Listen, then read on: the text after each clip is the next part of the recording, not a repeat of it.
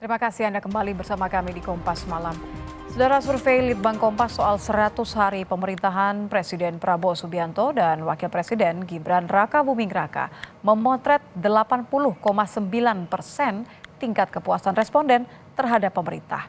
Namun kelompok masyarakat sipil mengkritisi pemerintah yang kinerjanya dianggap belum fokus membenahi demokrasi, meskipun persepsi masyarakat baik. Dengan modal tingginya kepuasan publik, bagaimana kerja nyata pemerintah mewujudkan harapan publik? Demi Allah, saya bersumpah akan memenuhi kewajiban Presiden Republik Indonesia dengan sebaik-baiknya dan seadil-adilnya. Merdeka!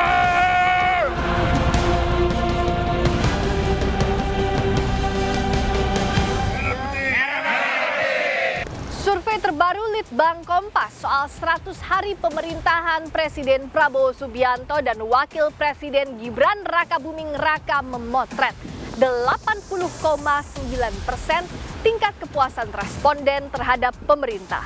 Dengan angka kepuasan survei tertinggi sepanjang sejarah, bagaimana pemerintah mengejar kerja nyata untuk mewujudkan harapan publik?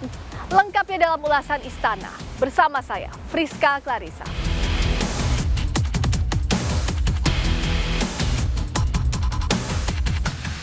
Presiden Prabowo Subianto menanggapi hasil survei Litbang Kompas yang menunjukkan tingkat kepuasan publik 80,9% jelang 100 hari kerja Prabowo Gibran. Presiden Prabowo bangga dengan kabinetnya yang telah bekerja keras. Menurut Presiden, pemerintah bekerja bukan untuk cari penilaian baik, tapi bekerja sungguh-sungguh untuk memberi yang terbaik untuk rakyat. Yang penting niat, kerja keras. Dan saya sangat bangga tim saya, kabinet saya bekerja dengan sangat kompak. Tapi kita bekerja bukan untuk cari penilaian baik. Kita bekerja sungguh-sungguh untuk memberi yang terbaik untuk rakyat. Niatnya adalah bawa kemajuan kesejahteraan ke rakyat kita. Niatnya hilangkan kemiskinan. Niatnya hilangkan kelaparan. Niatnya adalah tingkatkan kemakmuran bagi seluruh rakyat Indonesia.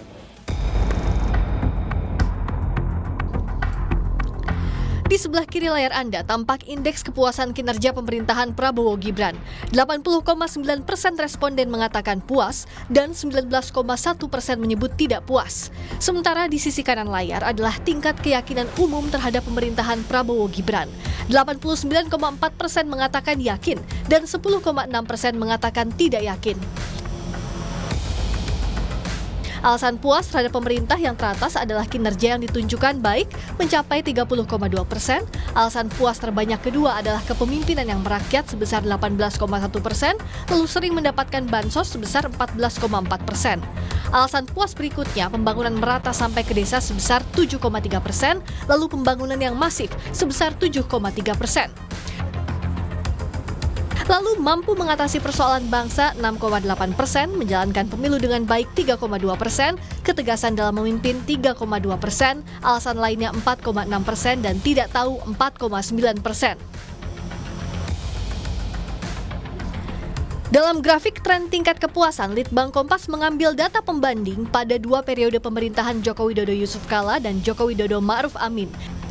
Di periode awal pemerintahan Jokowi JK Januari 2015, tingkat kepuasan publik 65,1% dan di periode awal pemerintahan Jokowi Ma'ruf Agustus 2020 sebesar 65,9%. Tren tingkat kepuasan yang ditandai dengan garis biru, begitu juga dengan tren ketidakpuasan yang ditandai dengan garis merah, naik turun seiring berjalan waktu. Memasuki masa transisi pemerintahan Prabowo Gibran, tren tingkat kepuasan masih menanjak naik hingga 100 hari masa pemerintahan mencapai 80,9%. Sementara tren ketidakpuasannya menurun, menyentuh angka 19,1%. Survei dilakukan melalui wawancara secara tatap muka yang diselenggarakan 4 hingga 10 Januari 2025. Tingkat kepercayaan survei adalah 95% dengan margin of error sekitar 3,10%. Survei Litbang Kompas ini sepenuhnya dibiayai oleh Harian Kompas. Litbang Kompas menyebut dengan hasil kepuasan publik yang tinggi, tantangan pemerintah adalah menjaga kepercayaan publik dengan merealisasikan program kerja. Apakah program itu bisa dijalankan secara konsisten yang ditopang oleh sebuah perubahan atau mungkin konsolidasi yang sifatnya struktural ya di lapis birokrasi dan di lapis penyelenggaraannya, sehingga ketika program-program yang sifatnya lebih berkarakter populis ini seperti makan bergizi gratis atau pemeriksaan kesehatan medical check up itu dijalankan, itu bisa berkelanjutan dan hasilnya bisa dirasakan betul-betul oleh masyarakat. Karena kalau seperti kondisi sekarang ini di mana penilaiannya sudah tinggi di awal, tetapi pada akhirnya nanti ada kendala-kendala di perjalanan, pasti akan mudah tergelincir untuk turun penilaian terhadap program-program tersebut. Survei Litbang Kompas berdasarkan kepuasan per bidang penilaian, politik dan keamanan mendapat angka tertinggi 85,8%. Survei dilakukan terhadap 1.000 responden yang dipilih secara acak dan tersebar di 38 provinsi. Tingkat kepuasan di bidang politik dan keamanan meraih angka tertinggi 85,8%, kesejahteraan sosial 83,7%, ekonomi 74,5%, serta penegakan hukum dan HAM 72,1%. Meskipun persepsi kepuasan publik tinggi, namun pegiat hukum dan demokrasi yang juga pengajar Jentera Institut Bivitri Susanti mengkritisi pemerintah yang pada faktanya belum maksimal menjalankan tugas, salah satunya dalam menjamin warga bebas berpendapat.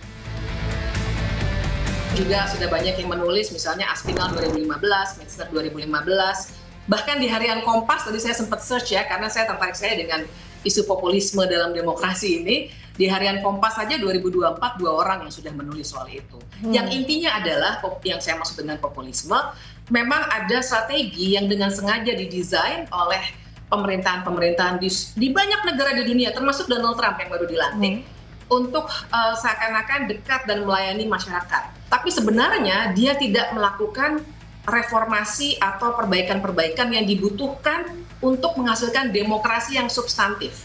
Nah, jadi misalnya kalau dikatakan, wah nggak ada lagi tuh persepsi orang itu ya yang disurvei, nggak ada lagi tekanan berpendapat, misalnya bebas berpendapat.